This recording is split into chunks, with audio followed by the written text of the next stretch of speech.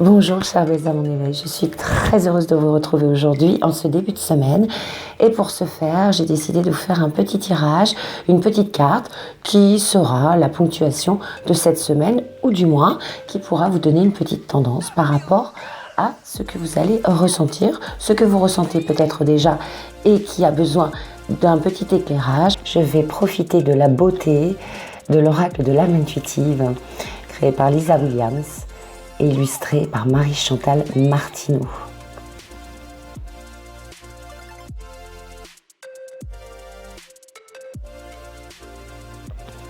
On peut voir que cette carte est absolument magnifique. Elle représente une colombe au-dessus de l'océan. Enfin, c'est la fenêtre. C'est très symbolique. Le dos de cette carte est absolument magnifique. Une ouverture sur la paix, la beauté du monde. Je mélange les petites cartes. Voilà, on mélange les cartes. Hop. Bien sûr, je vous le rappelle, quand on mélange des cartes, on y émet une intention au départ. C'est-à-dire que là, moi, je vais émettre l'intention de vous transmettre le petit message pour cette semaine. Cette semaine nous sommes le 4 novembre. Mais oui, déjà. Comme je le dis à chaque fois, si vous regardez cette vidéo un an après la date où elle sera filmée, eh bien ce n'est absolument pas grave, ça voudra dire que vous aviez besoin de regarder cette vidéo à ce moment-là pour avoir le message que vous attendiez. Les cartes sont intemporelles, je ne cesse de le dire. On mélange, on mélange, on mélange. Et on mélange. L'intention y est. Donc c'est un oracle, souvenez-vous, ce n'est pas un tarot, ce sera moins dans le détail, mais il y a des belles symboliques dans les oracles et ça répond très très justement à la tendance du moment par rapport aux émotions dans lesquelles vous situez en ce moment. Donc j'étale les cartes. Alors je vais piocher devant vous, intuitivement bien sûr. On va peut-être ce qui est caché là. Oh là là. La famille. La famille. Alors, je suis désolée, je parle beaucoup de moi. En même temps, mon cœur me dit que ça rend plus vivant les vidéos si on peut aussi parler de son expérience personnelle et ça peut vous aider aussi par rapport au vécu d'autres personnes. Et en l'occurrence, la famille, bon, c'est sûr que ça parle à tout le monde, la famille.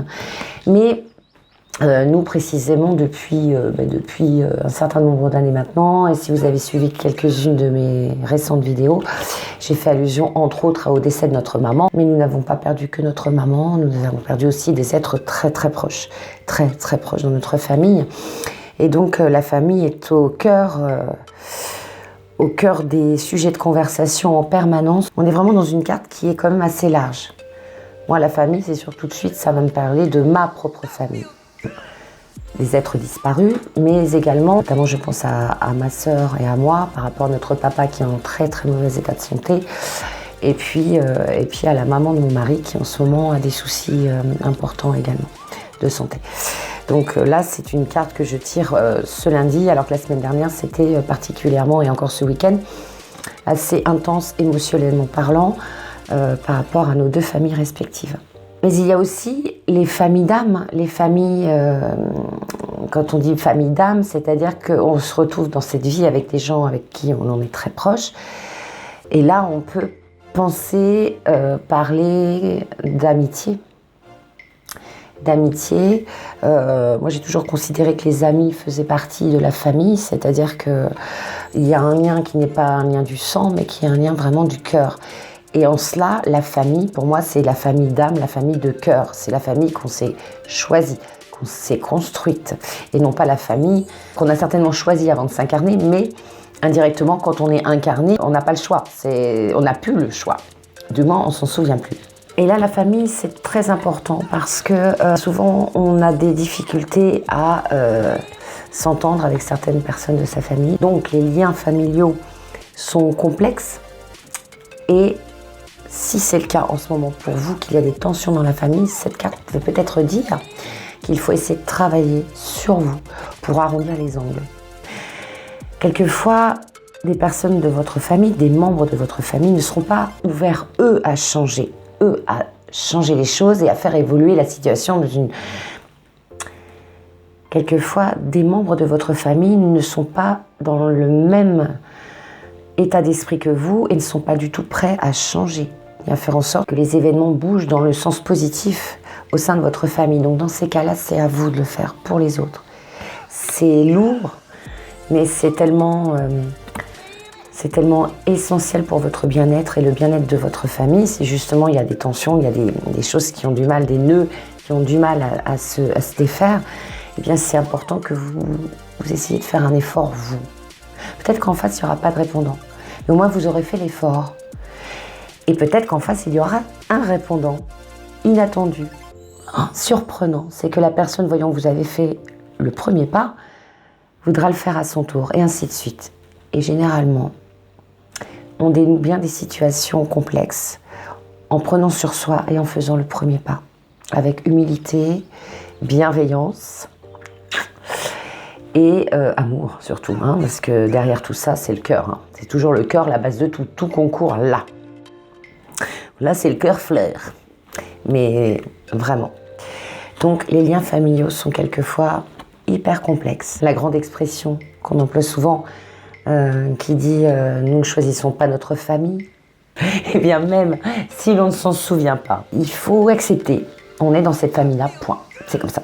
Et puis quelquefois, il y a des situations où on ne peut pas résoudre les conflits familiaux. Du coup, il faut accepter et puis se faire une raison et passer à autre chose.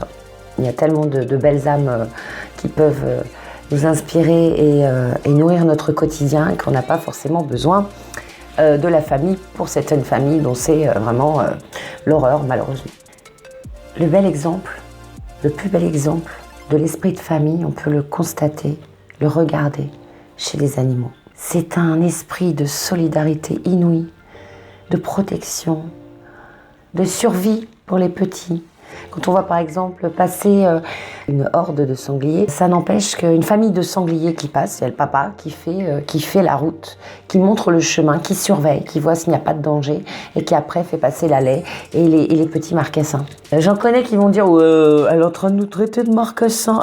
Il n'y a pas de honte à être, c'est même pas traité, c'est que toutes les espèces sont dans la nature. Ce que je voulais juste vous dire, c'est que c'est un exemple pour dire que si on a vraiment un exemple sur Terre d'altruisme,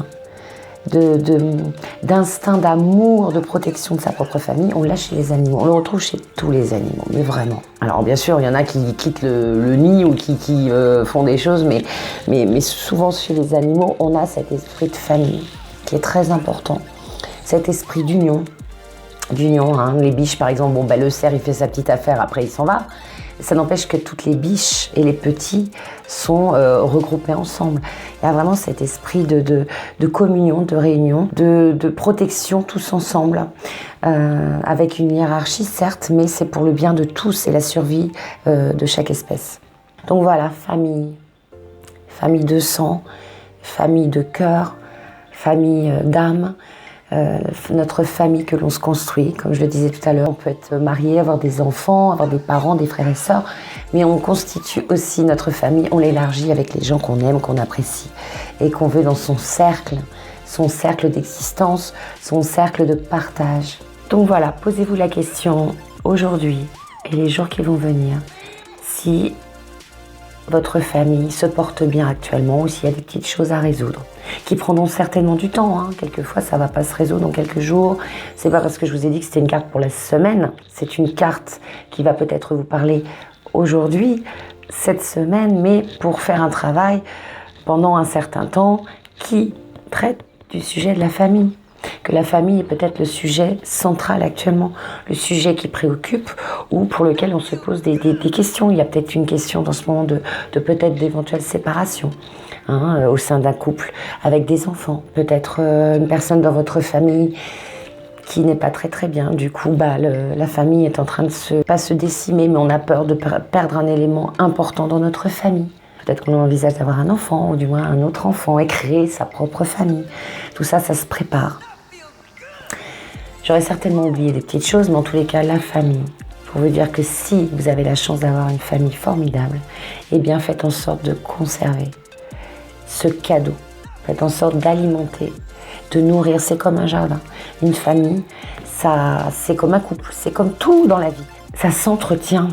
Ça s'entretient, les liens dans une famille s'entretiennent. On a plus ou moins d'affinités avec certains membres de la famille, mais en tous les cas, quand on a des vraies affinités, eh bien ça s'entretient. Voilà, l'écoute, le partage, des moments en famille, surtout des moments en famille. Profitez des moments présents, parce qu'une fois que les gens sont partis, même si ils sont encore présents d'une autre façon et sous une autre forme, ils ne sont plus là physiquement et souvent on regrette de ne pas avoir profité de notre famille. Sur ces belles paroles, j'espère que je n'ai rien oublié. Eh bien, programmez-vous un petit repas en famille le week-end prochain, pourquoi pas. Ne serait-ce que ce soir, si vous avez quelques personnes qui vous entourent quand vous rentrerez du travail, eh bien, partagez un bon moment en famille, même si vous n'êtes pas nombreux. Et si vous êtes tout seul, sachez que vous pouvez toujours vous créer une famille. Il suffit juste d'être ouvert aux autres et d'accepter les rencontres et d'accepter qu'on vous fasse rentrer dans une famille. Acceptez-le parce que vous le valez bien. Je vous fais plein de bisous. Je vous invite à regarder la vidéo sur la bienveillance qui va peut-être s'afficher là ou là. Mais ça parlera aussi parce que en famille, une première des qualités entre tous les membres de la famille, c'est la bienveillance. Je vous embrasse de tout mon cœur. Si vous découvrez cette chaîne et si vous appréciez le contenu, bon, vous pouvez accélérer parfois parce que ça parle beaucoup quand même. Mais en tous les cas, si vous aimez le fond de mes vidéos, n'hésitez pas à vous abonner ou à mettre un petit j'aime là par là. Voilà, je vous embrasse de tout mon cœur. Je vous dis à très bientôt. Prenez soin de vous et portez-vous bien.